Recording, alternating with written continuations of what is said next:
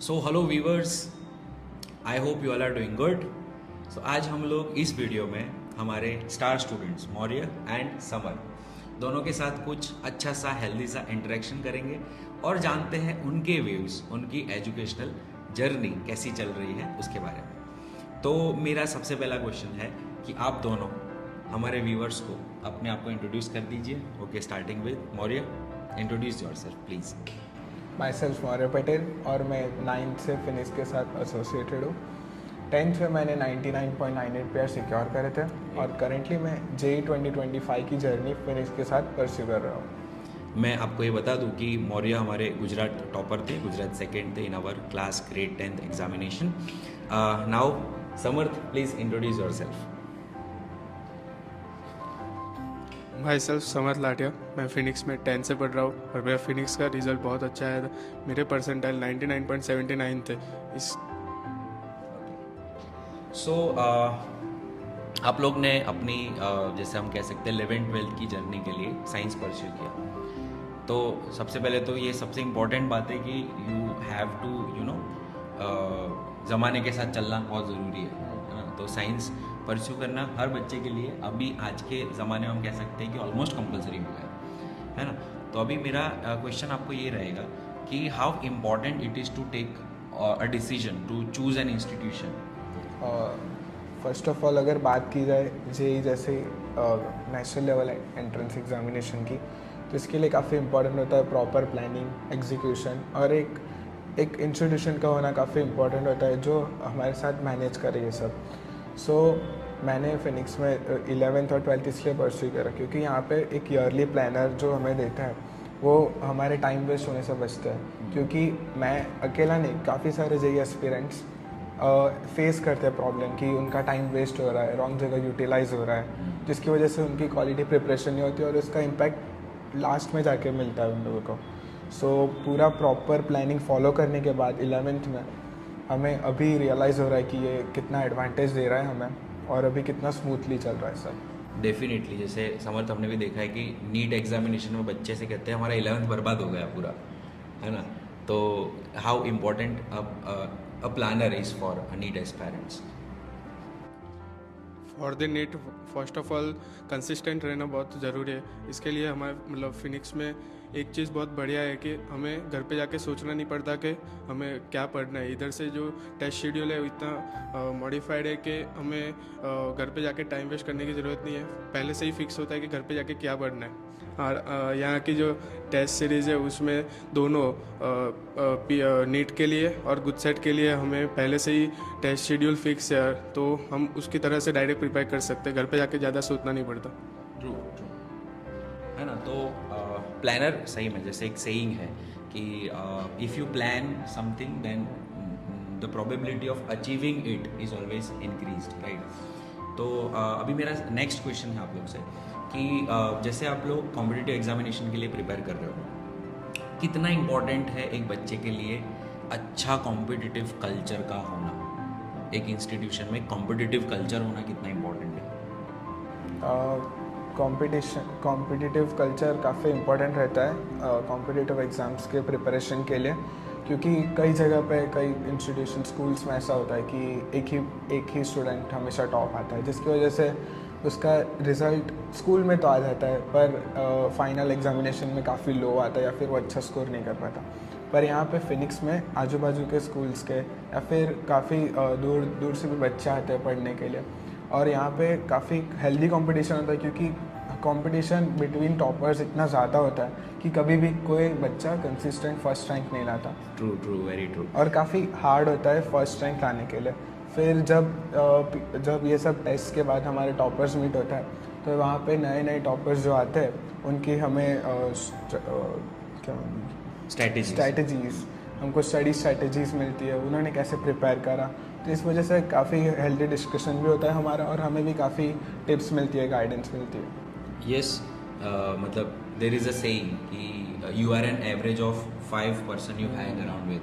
तो यहाँ पर आपके जो स्टडी सर्कल है, मतलब ग्रुप सर्कल है, वो जितना हेल्दी होगा, बट ऑब्वियसली जो डिस्कशन है वो भी आपकी स्टडीज़ की रहेंगी। So that's what we were talking about the competitive culture. इसमें मैं और एक चीज़ ऐड करना चाहूँगा कि यहाँ के जो टेस्ट सीरीज़ है PABT Phoenix all branch test, उसके जो क्वेश्चंस के जो क्वालिटी होती है वो बहुत बढ़िया होती है, क्योंकि हम जब PABT दे के आते हैं और फिर हम जब नीट के PYQs जो सॉल्व करते हैं तब हमें लगता है कि जो नीट में जो क्वेश्चंस पूछते हैं वो फिनिक्स के टेस्ट पेपर से बहुत ईजी होते हैं। और हमारा जब रिज़ल्ट डिक्लेयर होता है PABT का, तो तब हमें PABT प्राइजेस मतलब प्राइजेस बहुत बढ़िया मिलती है, उससे हमारा मोटिवेशन और बूस्ट होते हैं और हम ज़्यादा स्कोर कर सकते हैं।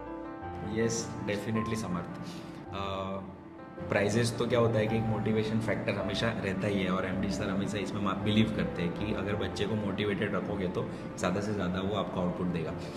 अब मेरा आप लोग से ये सवाल है कि दोनों से ये सवाल है कि there are many features of Phoenix, तो ऐसे कौन से फीचर्स हैं जो आप बहुत एडोर करते हो और हमेशा आपके जो फ्रेंड्स है, फैमिली है, रिलेटिव्स है, कलीग्स हैं, उन लोग को हमेशा रिकमेंड करना चाहो, तो what are those features? Starting with Samar. यहाँ का जो फैकल्टीज़ है वो वेल एक्सपीरियंस्ड है, जिससे हमें ज़्यादा मोटिवेशन मिलता है और हमारे जो डाउट्स है वो क्लियर हो जाते हैं। यहाँ का जो 2 टाइम टीचिंग मॉडल है उससे हमारे डाउट्स जो है क्लास में ही क्लियर हो जाते हैं, घर पे जाके हमें ज़्यादा टाइम वेस्ट नहीं करना पड़ता। MCQ सॉल्विंग में ज़्यादा टाइम देते हैं, जिससे हमारा स्कोर जो है बूस्ट होता है। यहाँ की जो टेस्ट सीरीज़ है PABT वो भी बहुत बढ़िया है, जिससे हमें पता चलता है कि हमारी वीकनेसेस क्या है, उसके ऊपर हम वर्क कर सकते हैं और हमारा जो स्कोर है वो बूस्ट कर सकते हैं। यहाँ का और एक फीचर है कि फुल कोर्स ख़त्म होने के बाद यहाँ AITS all India test series होती है, जिससे हमारा नीट का प्रिपरेशन बहुत अच्छा होता है। यस समझ सही है, AITS PABTs वगैरह तो है ही। आप कुछ ऐड करना चाहोगे Maurya? So sir maximum point Samarth ने कवर कर ही लिए, पर बिसाइड स्टडी मैं ऐड करना चाहूँगा कि जो हमारे डाउट्स भी काफ़ी आते हैं सेल्फ स्टडी के वक्त, तो यहाँ पे जो सब फैकल्टीज़ होते हैं वो 1-to-1 डाउट सेशंस के लिए ऑलवेज रेडी होते हैं। और जो MD सर है मुकेश सर, वो खुद हमारे केमिस्ट्री के फैकल्टी है, वो हमारे डाउट्स लेते हैं। वो अगर हम उनको कोई डाउट से अप्रोच करें अदर टॉपिक्स या फिर अदर सब्जेक्ट, तो हमें टीचर्स भी अरेंज करके देते हैं। जो हमारे मेंटर्स होते हैं वो ऑलवेज हमसे रेडी होते हैं हमें हेल्प करने के लिए। वो हमारे साथ थ्रू व्हाट्सअप और एप्लीकेशन के थ्रू कनेक्टेड होते हैं हमारे साथ, उस डेली स्टडी रिपोर्ट रहता है। तो ओवर एंड ऑल काफ़ी अच्छा हमारे ऊपर लाइक रूफ बोल सकते हैं हम लोग, जो हमें काफ़ी प्रोटेक्ट करता है टाइम वेस्टेज से एंड डाइवर्ट होने से अदर एक्टिविटीज़ में। डेफिनेटली। तो मेरा अगला क्वेश्चन है, आप दोनों अभी क्या स्कोर कर रहे हो अपने करंट PABTs में? What are your scores in your right now PABTs of JEE mains that are happening? So currently मेरा PABT का एवरेज स्कोर 200 मार्क्स है और उसके आगे पीछे चलता रहता है। अच्छा समर्थ, आपका क्या नीट स्कोर क्या चल रहा है? सर मेरा नीट का एवरेज स्कोर जो PABT में है वो 630-40 अराउंड होता है। 630-640 सही है। चलो अभी और इम्प्रूवमेंट करो, है ना, और अच्छे डिसेंट स्कोर के ऊपर लेकर जाओ, because this a good score, excellent scores. अभी मेरा आई थिंक लास्ट क्वेश्चन है ये आप लोग से। कई बार हम लोग कहते हैं कि जैसे MD sir is a celebrity faculty of Phoenix, is a director of Phoenix, और हर बच्चा मतलब उनसे ऑलवेज इंटरेक्शन करना चाहता है। How often you interact with sir?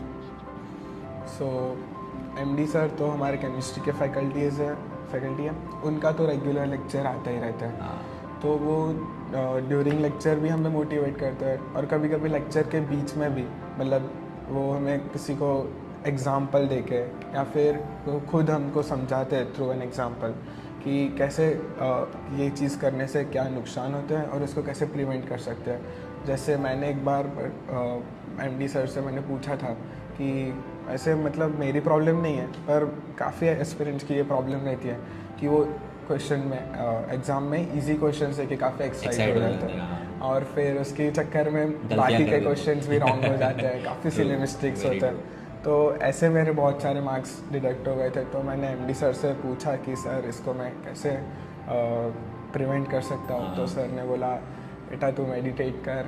फिर मैंने मेडिटेशन चालू इमोशंस पे किया। तभी कंट्रोल आएगा जब आप हाँ। मेडिटेट करोगे, तो एक एक्साइटमेंट लेवल से। Yes. Very true. तो बेनिफिट मिला हाँ डेफिनेटली। चलो गलतियाँ कम हो रही होगी। हाँ। True. Samarth, any example you want to share? जैसे कि मौर्य ने कहा कि उनके जो रेगुलर बेसिस पे लेक्चर होते हैं, वैसे हमारे भी रेगुलर बेसिस पे लेक्चर होते हैं और हमें क्लास में ही ज़्यादा मोटिवेशन मिलता है। मेरा एक एक्सपीरियंस रहा है कि जब मैं नीट की प्रिपरेशन कर रहा हूँ तो मेरे स्लीपिंग आवर्स बहुत कम हो गए थे, उससे मेरा स्टडीज़ में फोकस कम रहता था। तो मैंने एमडी सर से बात की तो उन्होंने गाइड किया कि हमें रेगुलरली 6 to 7 आवर्स सोना चाहिए, जिससे हमारी इफ़ेक्टिवनेस जो होती है वो क्लासरूम में और घर पे जाके पढ़ने में इफ़ेक्टिवनेस ज़्यादा बढ़ जाती है। Very true, very true. So you both have answered all those questions very well. Thank you so much for joining this session.